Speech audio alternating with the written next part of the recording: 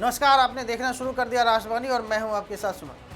पश्चिम बंगाल की राजनीति में एक बार फिर अवैध घुसपैठ का मुद्दा केंद्र में आ गया। राज्य सरकार ने बांग्लादेशी और रोहिंग्या घुसपैठियों की पहचान, हिरासत और फिर निर्वासन की प्रक्रिया को तेज करने के लिए बड़ा कदम उठाया। दरअसल मुख्यमंत्री शुभेंदु अधिकारी के नेतृत्व वाली सरकार ने राज्य के सभी जिलों में होल्डिंग सेंटर स्थापित करने की प्रक्रिया शुरू कर दी। इस फैसले के बाद जहां एक तरफ सरकार इसे राष्ट्रीय सुरक्षा और कानून का पालन से जुड़ा कदम बता रही है, वहीं दूसरी तरफ विपक्ष और मानवाधिकार संगठनों ने इस पर गंभीर सवाल उठाने शुरू कर दिए।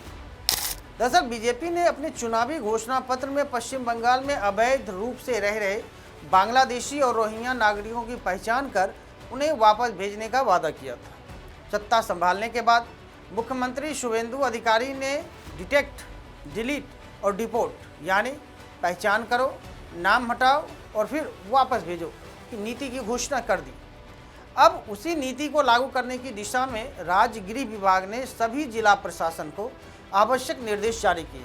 सरकारी अधिसूचना के अनुसार हर जिले में ऐसे विशेष केंद्र बनाए जाएंगे जहां अवैध विदेशी नागरिकों को अस्थायी रूप से रखा जाएगा। इन केंद्रों में उन लोगों को भी रखा जाएगा और रख सकेगा जिनकी पहचान विदेशी नागरिक के रूप में हो चुकी है, और उन विदेशी कैदियों को भी जिन्हें सजा पूरी होने के बाद अपने देश भेजे जाने का इंतजार है। अब इस पूरे मामले पर सरकार का कहना है कि इन होल्डिंग सेंटरों में रहने के दौरान संबंधित व्यक्तियों के दस्तावेजों की जांच की जाएगी, बायोमेट्रिक जानकारी एकत्र की जाएगी और उनकी नागरिकता की पुष्टि भी की जाएगी। और यदि जांच में यह साबित हो जाता है कि व्यक्ति अवैध रूप से भारत में रह रहा है तो उसे संबंधित देश वापस भेजने की प्रक्रिया शुरू की जाएगी। मुख्यमंत्री शुभेंदु अधिकारी ने हाल ही में प्रेस वार्ता के दौरान कहा था कि पूर्ववर्ती सरकारों ने केंद्र सरकार के निर्देशों का प्रभावी ढंग से पालन नहीं किया है।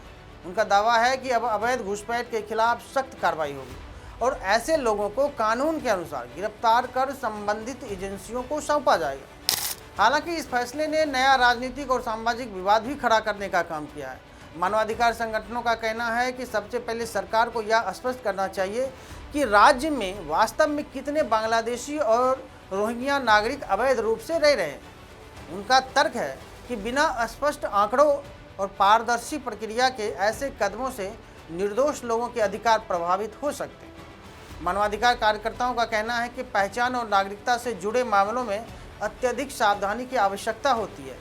किसी भी व्यक्ति को विदेशी घोषित करने से पहले निष्पक्ष जांच और कानूनी प्रक्रिया का पालन किया जाना चाहिए।